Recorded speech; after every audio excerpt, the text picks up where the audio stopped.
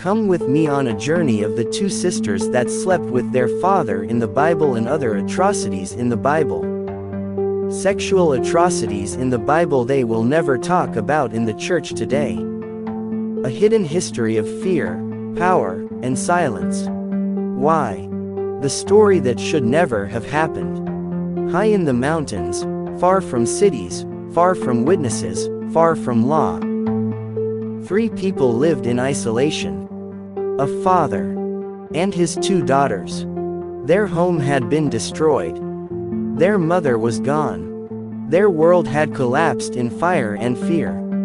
And in that isolation, something happened that would echo through history.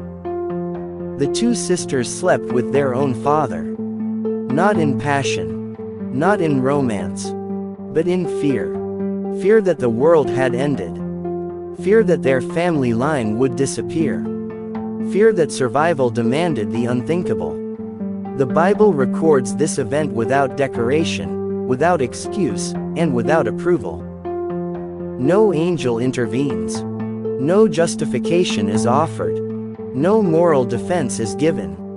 Only consequences. This is the story of Lot's daughters. And it is where our documentary begins. 1. Lot's daughters. When fear erases moral boundaries. Genesis 19:30-38. After the destruction of Sodom and Gomorrah, Lot escapes with his daughters. They hide in the mountains, cut off from society, community, and structure. To the daughters, it feels like the end of humanity. In the ancient world, a woman's survival was tied to family lineage. Without men, without marriage, without children, they believed extinction was certain. So they acted. The Bible does not praise them. It does not condemn them directly either. It documents them. The children born from this act become the ancestors of Moab and Ammon. Nations later known for conflict, hostility, and moral opposition to Israel. The message is clear. Decisions made in fear do not end with the moment. They create ripples across generations. This is not a story of desire. It is a story of trauma, isolation, and moral collapse. 2. When power took women without limit. Genesis 6:1-4. Before the flood, the Bible records another disturbing pattern.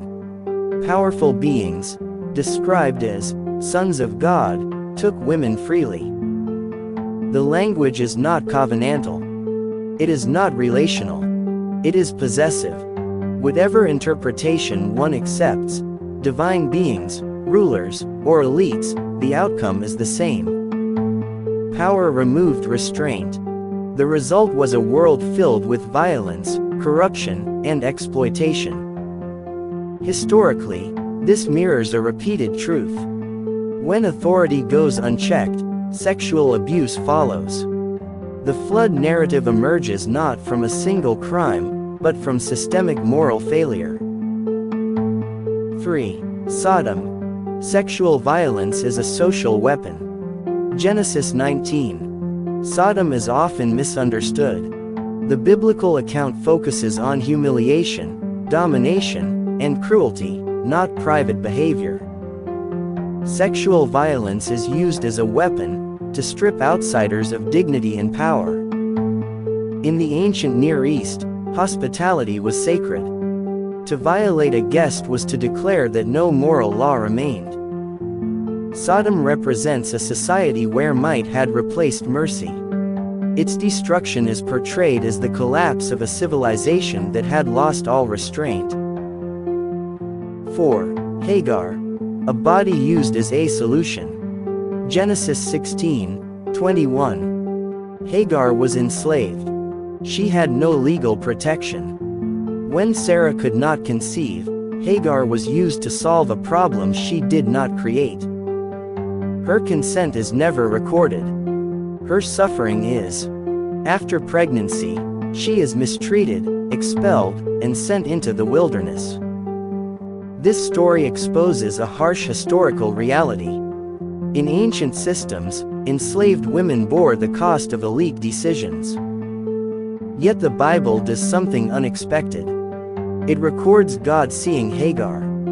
In a text filled with abuse, her pain is not ignored. 5. Women passed off as property. Genesis 12:20-26. Abraham does it. Isaac does it. They lie about their wives, claiming they are sisters. Why? Because in the ancient world, a husband was killed for a woman. A brother was negotiated with. These lies placed women at serious risk of sexual exploitation by powerful rulers. Fear outweighed responsibility. And the repetition of the story tells us this was not rare, it was normalized. 6. Dinah. Violated, then erased. Genesis 34. Dinah is violated by a local ruler's son. But the story barely stays with her.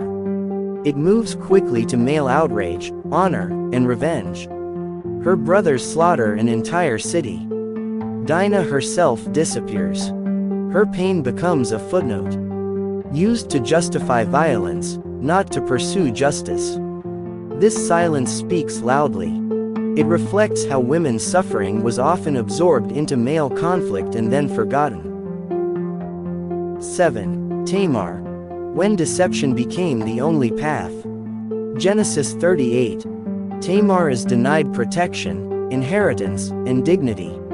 She is abandoned under religious pretense. With no legal voice, she uses disguise, not to deceive for pleasure, but to survive. The outcome shocks the reader. The Bible declares her righteous. Not because deception is good, but because injustice left her no other option. This story exposes how rigid systems force the vulnerable into dangerous choices. 8. Joseph. Punished for refusal. Genesis 39. Joseph refuses sexual coercion from someone with power over his life. The cost is immediate. False accusation, imprisonment, disgrace. In ancient societies, truth did not outweigh status.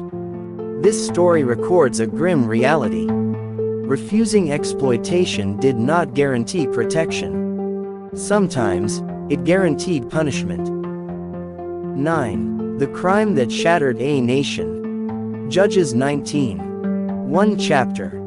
One unnamed woman. One act of cruelty. The account is brutal in implication, restrained in language, and devastating in impact. Her death becomes a political symbol rather than a human tragedy. Civil war follows.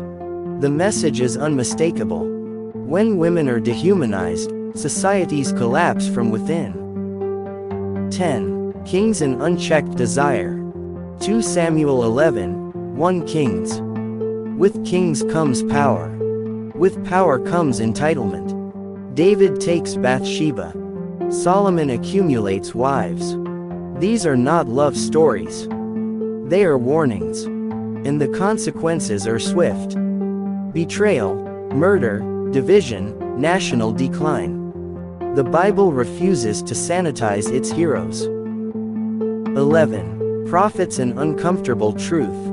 Prophets use shocking relational imagery to expose corruption. Not to entertain, not to arouse, but to disturb complacency. Betrayal was the strongest metaphor they had, because everyone understood its pain. Conclusion. Why these stories remain. These accounts were not preserved by accident. They were kept because history without truth is propaganda. The Bible records sexual atrocities not to normalize them, but to show what happens when fear, power, and silence rule unchecked.